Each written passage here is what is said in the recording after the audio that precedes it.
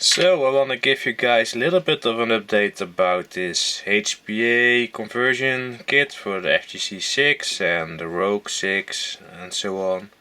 I have worked on it, but to be honest I do have to do a lot of other things as well, so it's a little bit slower than I used to work. But then again, I think I give it already 10 tries, something like that, and it's still leaking and giving me issues. Now I'm at the point that I kind of want to start to isolate things and really test what is going on right here, because it might be that the valve that I use, that valve itself is leaking around the O-ring.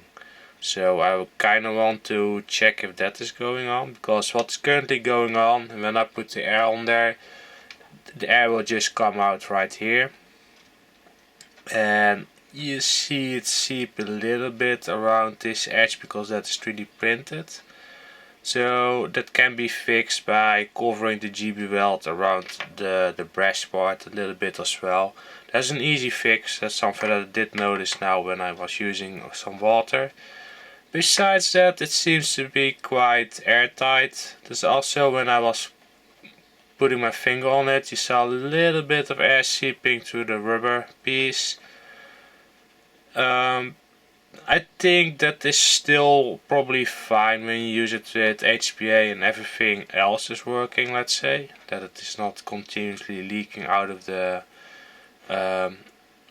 either the valve part itself or around it, but I expect, because it's quite a big leak, so if it would be seeping past the layer of the GB weld, it's highly unlikely, but I'm gonna test if that is the case. But I would not expect that amount of air, because you will of course notice when I would put in the pin that the airflow will increase, but it's not that much. So it's kinda crazy the amount of air it's leaking out. But I've done that a few times, give it a few tries to make this basically. Did a little bit improvements every time I saw a little thing like, oh, that could be a little bit better, or try this, maybe it fix it, things like that. So there's some development in it. It should be still relatively easy to make it, if at least I can resolve this leak. I think it's quite strong in the way this is done, but still, of course, it needs to stop leaking. Also, one thing that I do have learned until now is this valve is not wasted every time I fail at making it. You can take some pliers and then break the GB weld, take a knife and just kinda carefully take the GB weld around the valve away. If you do it carefully, you don't really do anything to the outlet valve, so you can reuse it. This part also I've used it a couple times. It's just an elbow, and then you put it in a jig like this, and you saw it off in an angle. So this way the fire pin and the valve are aligned. That's better than normally with the magazine how it's done in this type of build, not compared to the official setup, but with this custom build setup it's a better angle to have it like this. But yeah, the GB weld itself seems to be fine, and it should save you a lot of money and time compared to take a brass block and tap it for the fitting and to drill it out precisely so the O-rings will make good contact with the brass block that you are doing. I think you can do a lot of wrong there. Then at that point it might be better to let it be done at a shop, let's say, and make a few of them and sell them, things like that.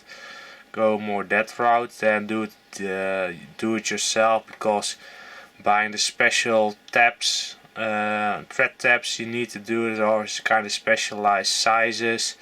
The drill sizes are also a little bit not common, let's say, adding everything up, it gets quite expensive and time consuming, and you might waste a few of the brass blocks to get the right thing, even if you use it with jigs, things like that. It's quite a precise job to do it with brass fitting. I'm afraid at least that will be the case. So I do hope that this will work in the end, but at the moment it's not that great. But yeah, again, with every try I do apply a little bit of update to the system. How this one is currently made, it is kinda, you put it in there, you glue this around it in a few stages, so that way you can guarantee you get a good seal. You are not pushing the GB weld inside of the valve. That's something that I've learned over time. But that does mean that currently you cannot undo the valve. In the beginning I did do it with the O-ring, and that it should just go against the GB weld. But then I was suspecting that that was giving me the issue of the leaking. It might be not the case, and I can go back to that system, so that way you can just untwist the valve with a key and maintain it in case you need to do it with a key like this. For now this one is really in there, and if I would have to maintain it because this O-ring is worn out, things like that, yeah, then I really have to break this loose again and take a look on the inside. The TPU piece and the brass pieces, you can reuse it. Let's say the 3D printed piece that is kind of a ramp on the inside also helps guide you to the valve and the rubber gasket in the correct place. That will break when you do this, but they are small pieces, so it's not that big of a deal. But yeah, we will see. But at least that is the current state of it. I do work on it, but it's not going that easy. And I will now probably in the next few weeks do kind of some isolating tests to see what is exactly going on. Maybe also just try a different valve. Maybe it's just the valve, or at least the O-ring of the valve. I already kind of looked at the O-ring every time, it seems to be fine, but yeah, I will check it. Maybe there is something wrong with this valve because I've worked on it, or it was something that it was laying around in my spare parts kit. Maybe this is faulty, but I don't think so. So yeah, maybe I'm blaming this technique and it's nothing to do with that, and it's just the valve. But yeah, that's something I do have to check. But every time I'm gonna make this, it takes a few days to make, because I have to do it in 3 stages with the GB weld, and I want to let it dry before I do the next stage, things like that. Then I need to have the time to work on it, things like that. So it takes some time every time, and yeah, that's why it's not going that fast. But yeah, we will see how it all goes. But yeah, that's at least how the project is going at this moment, at least. Then you know that, and see you guys next time. So what I'm doing now is I grabbed the brass piece, so I got something to hold against, let's say. And then I can just take this pliers, kinda work it loose again.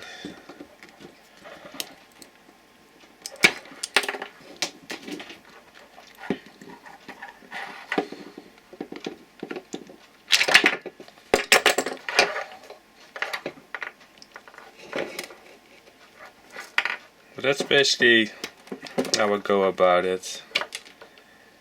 Can take it right here, just kind of crush it.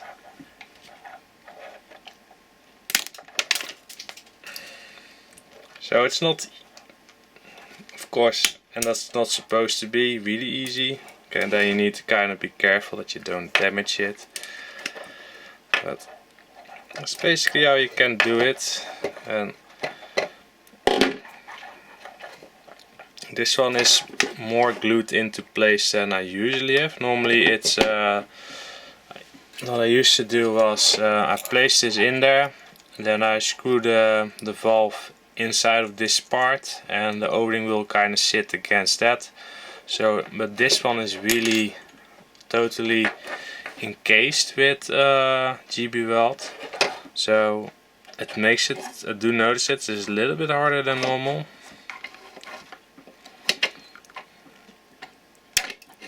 But you can see still doable. And this piece right here got the 3D printed plastic, so that does make it that the threads can be easily cleaned, let's say.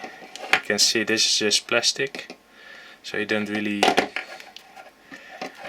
hit the threads. What I can try as well, that's usually what I kind of do, is then twist this. And you can see then at the very least it's loose again.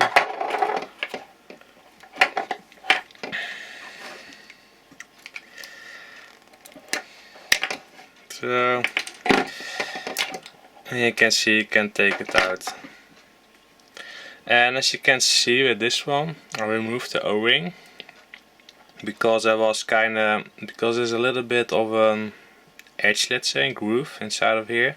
So I was thinking, like, so long I make sure that the GB weld is not going over here where the O-ring is, then it will kind of really hold it in place. I think that does the work, and I think it's airtight, but you do notice, of course, when you have to remove it to, let's say, service this part or replace it, it's not that easy. You will break, first of all, in most cases, especially the first time, you will break the shell because it will kind of glue against it as well. But when you reuse this thing with the GB weld, and you just unscrew the valve, then you can 3D print a new one, and then it's just removable, let's say. And that's a nice thing. I've done that a few times, and that was kind of nice to have. And then you can also play around a little bit with the height of the TPU piece in case you want to. You can just lift it up a little bit, maybe clean it a little bit up. With the GB weld that kind of goes around that TPU piece.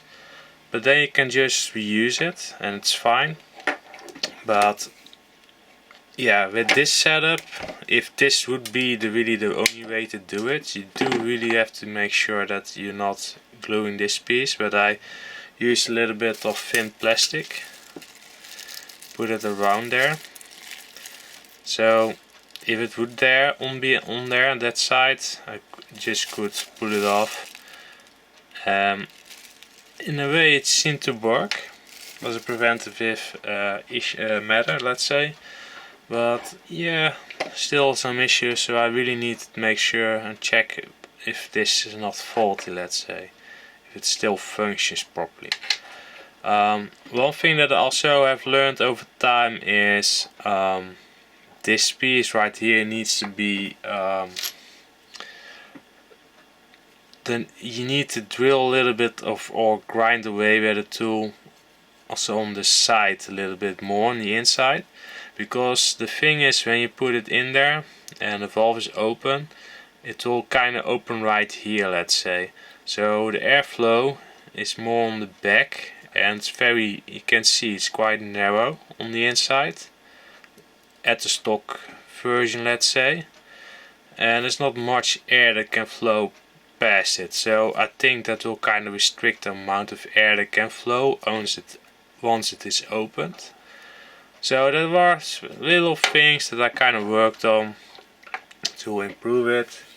Then you might wonder, how do I even get this piece and this aligned, because you can see it's not there's no way that I could make sure that it is properly aligned.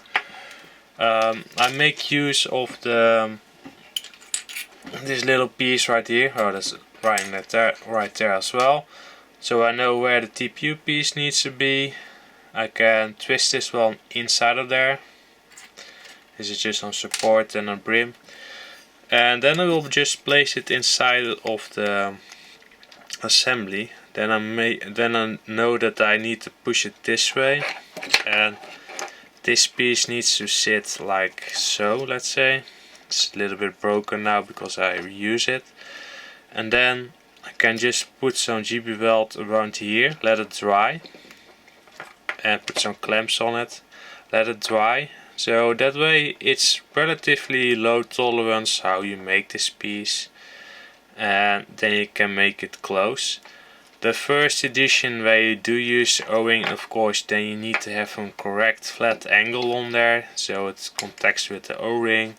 I did make a jig for that as well, that you can put a plastic valve, let's say, that's the correct step down for the O-ring in there. You basically do the same thing but then with that, and then you can make a piece. And also what I did with that one was put a little bit of plastic around the 3D printed jig piece, so you can still remove it because it doesn't really adhere so well to this plastic. So that was one way that I did go about it. But yeah, that seems to be leaking, so that I was giving this thing a try. I think a benefit of this way is that it's more secure, let's say. You don't have to worry about that it's over time maybe pushes out, because the pressure will keep pushing this piece that way. After you remove this a few times out of this piece, the threads get kind of worn out in plastic that you make, because it's really fine threads. So it is that this wall is there, and there's a 5-pin on the back, so if it would fail catastrophically, it will just move a little bit forward and then it will leak, and then the danger is gone, let's say. It should be safe enough. And then again, it's in a lower, there's an upper on there, so safety wise should be fine. I don't expect this to explode on you and fly in your face, because it have to go through all this stuff. By that time the momentum is already gone. So it's a lot safer to have it like this than a magazine that you 3D print with a valve, because with one test it did happen that this valve flown out with 3D printed designs and magazines. So this is a lot safer. And the GB weld should also, especially when you have the GB weld one that is kind of glued around this piece, it should be really in there. But yeah, again, I need to do some isolating tests to really see what is going on, because I don't get it at all. Because this is closed when I glue it in, so it should be in a closed position. But maybe when there's no air pressure on there, it's maybe too relaxed, and the GB weld does maybe creep around this side, let's say, against it, but not enough to keep a good enough seal on it under pressure. That's something that I do want to check. What is precisely going on? Is this thing not okay when using it in an official magazine, or is it something to do with how I go about it with the GB weld, or when I use the O-ring method, that there is something not working properly.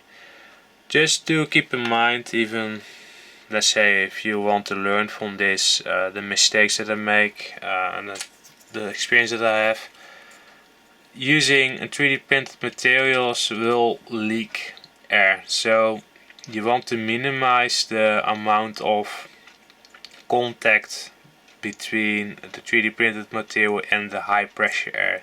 Once it can flow, it's fine. Then it's less, you cannot use 3D print materials to contain air. It will just flow to the layer lines. Once it can flow, it will just seek the path of least resistance, so that it will kind of seep out through the TPU a little bit. It's not great, but it should be still functional as a system that way. I mean, otherwise the 3D printed nozzle would not have worked. so that's fine, but you want to kind of cover everything with some GB weld. That way it's encased with something solid where the air cannot go through. And that's kind of how you want to design it. So that when I was saying that the air will kind of seep around the O-ring and this piece when I was putting it in water, that's one thing that you kind of want to make sure that the GB weld is kind of going over this edge of this 3D printed material and then contacting the breast piece. That way you get a totally air sealed part. You cannot rely on the O-ring. It of course will do something for you, but the air will just go through the 3D printed material and seep out. So that's something that you do have to keep in mind when you make something like this. You cannot rely on the FDM 3D printed parts to contain air. Even at 70 psi, that is really low, you will already see that it leaks around layer lines. So cover it up with something like GB weld to close it off. And with what I could test now with the air that still left, the GB weld also fine. There's no way that air leaks through that at those pressures. I do need to test it at higher pressure what will happen, but I think it's fine. It's quite a solid piece of material. But yeah, do keep that in mind in case you make, because I do see people working on 3D printed magazines, things like that. Do keep that in mind that you want to cover it up with something, especially where the air is contained.